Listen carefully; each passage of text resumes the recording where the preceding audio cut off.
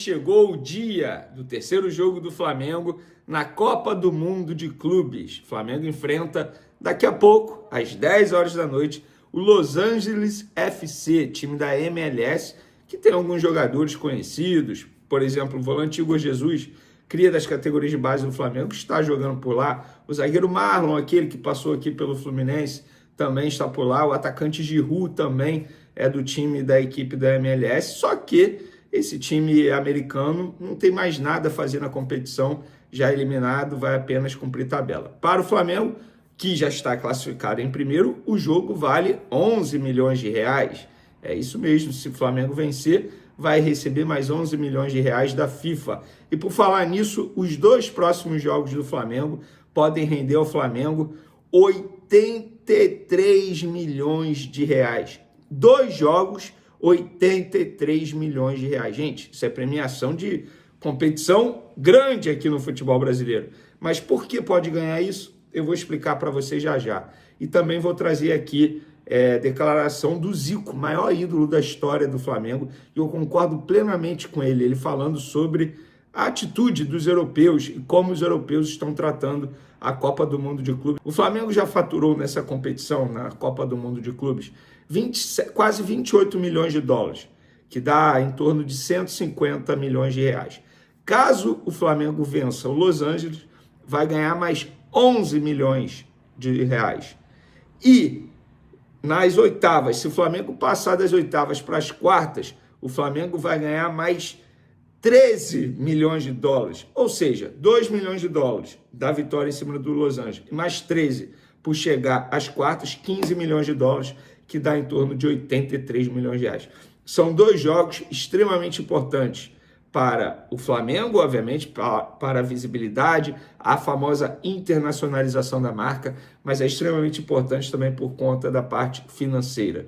E nas oitavas o Flamengo provavelmente vai pegar o Benfica, e eu não acho nenhum absurdo pensar uma vitória em cima do Benfica, e não estou falando isso por conta da situação envolvendo Flamengo e Chelsea, porque antes mesmo de Flamengo e Chelsea eu falei isso, que não era nenhum absurdo o Flamengo ganhar do Chelsea, e ganhou de uma maneira genuína, ganhou de uma maneira soberana, e diante do Benfica não é nenhum absurdo, pelo contrário, eu acho que Flamengo e Benfica, o Flamengo chega como favorito para esse duelo. Então, de olho na competição e de olho também no bolso, o Mengão vai se preparando para pegar as equipes que vão encarar pela frente. Mudando de assunto agora, vamos falar do Zico, nada mais, nada menos, maior ídolo da história do Flamengo. Por falar nisso, um debate que eu estava tendo com alguns amigos. Isso é muito pessoal, tá, gente? Idolatria é algo muito pessoal. Eu não critico ninguém por considerar tal jogador ídolo, por não considerar um jogador ídolo. Repito, é algo pessoal. Mas, de 2019 para cá, quem é o maior ídolo dessa geração? E o debate estava sendo entre Bruno Henrique, Arrascaeta e Gabigol. Quero saber qual é o seu voto. De 2019 para cá, quem é o maior ídolo? Quem você considera o maior ídolo? Bruno Henrique, Gabigol ou Arrascaeta? Diz aí a sua opinião. Eu tenho a minha. Se vocês quiserem saber a minha opinião, eu posso dar aqui futuramente no canal. Dar a opinião. Mas, enfim, quero a opinião de vocês, podem comentar à vontade. Vamos falar aqui do maior ídolo. Esse aí, sem sombra de dúvidas, é o maior. Não sei o que você pensa. É o maior ídolo da história do Flamengo. É o Zico. E o Zico, ele foi lá na Casa Flamengo, lá em Orlando, que é um local que está servindo ali de evento para a torcida do Flamengo, onde eles estão se encontrando, enfim, é um local bem bacana. O Flamengo mandou bem demais montar esse local lá em Orlando e está sendo um maior sucesso. Vários torcedores que estão comparecendo, estão me mandando vídeo, foto, elogiando bastante. E o Zico estava por lá. Tirou foto com torcedores, enfim, fez a festa da torcida. E ele também deu uma declaração ao GE dizendo o seguinte sobre a competição da Copa do Mundo de Clubes, como os europeus estão tratando. Uma declaração bem interessante. Significa, abre aspas, significa que cada vez mais o Flamengo vai adquirindo o respeito dos outros continentes. Podem conhecer melhor vendo do que só ouvindo falar. O Flamengo fez investimento em jogadores importantes e com experiências em grandes clubes e grandes seleções. Eles estão vendo de perto. Quando você vê jogando, muda de figura. Tem existido uma supervalorização do futebol europeu. É preciso dar um basta nisso. Eles não são donos, eles começam a arrumar muitas desculpas quando a coisa não vai legal. Parece que eles não sabem jogar nas adversidades. Quando tem alguma coisa diferente, o calor, o fim da temporada, isso tudo a gente fazia e ninguém ficou enchendo o saco, reclamando disso ou dando desculpa quando perde.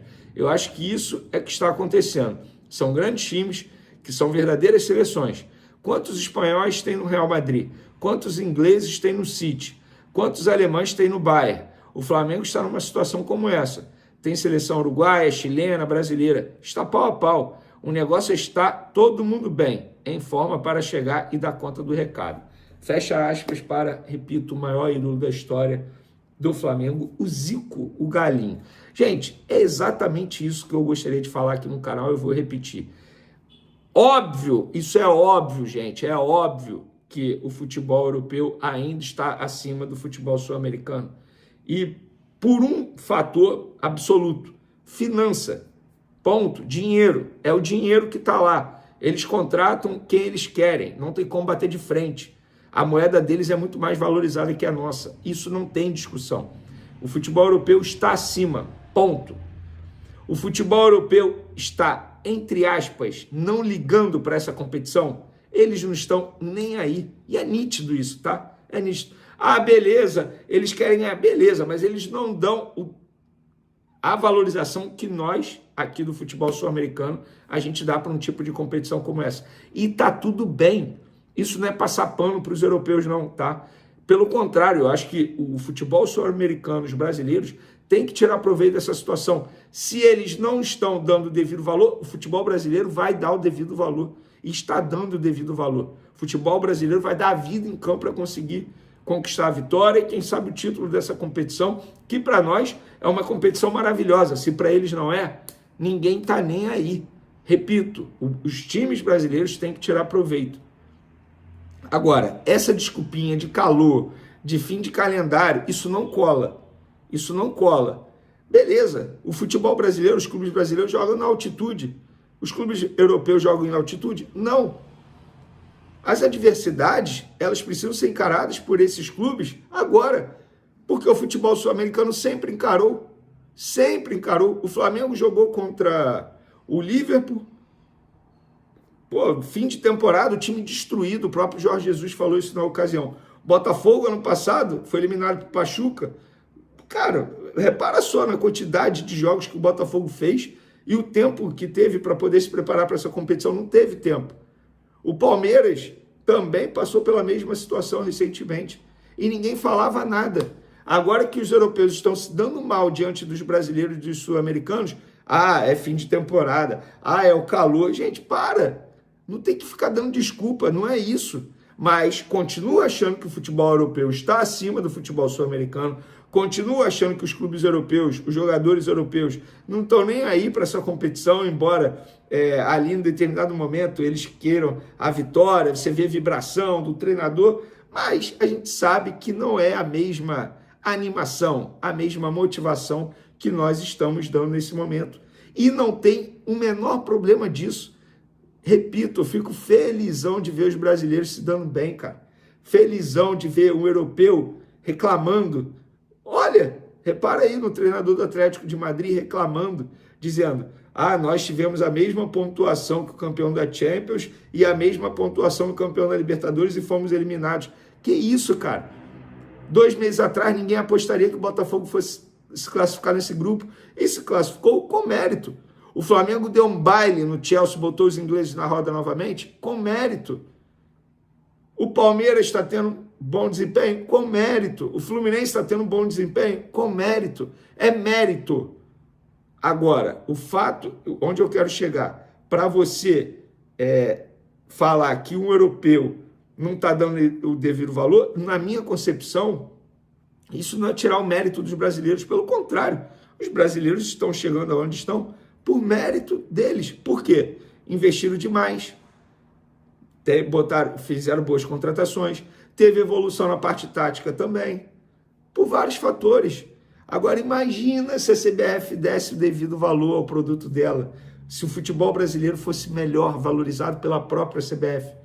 a gente estaria mais próximo dos europeus, sem sombra de dúvidas. Em meio ao assédio de clubes europeus em Wesley, o Flamengo encaminhou a renovação com Varela. A revelação foi feita pelo próprio lateral direito uruguaio. Varela tem vínculo com o Flamengo até o fim deste ano e já pode assinar um pré-contrato com outro clube. Nesta segunda-feira, o uruguaio de 32 anos revelou que a renovação está encaminhada e deve ser concluída após o Mundial de Clubes. Seu desejo é permanecer no Flamengo. Sim, eles, a empresários e Boto, se reuniram, mas ainda não está fechado. Avançou muito. Eu falei para o meu empresário para ele ficar um pouco distante para eu focar 100% no Mundial, que é muito mais importante. O meu desejo é ficar e acredito que nos próximos dias teremos outro avanço, revelou Varela. Disputando posição com Wesley, o uruguaio faz sua melhor temporada desde que foi contratado pelo Flamengo, em 2022. São 3 assistências e um gol em 24 partidas. O pensamento do Varela, porém, está no Mundial de Clubes. Com o Flamengo já classificado às oitavas de final, o lateral vive a expectativa de ser titular nesta terça-feira, contra o LAFS, pela última rodada da fase de grupos.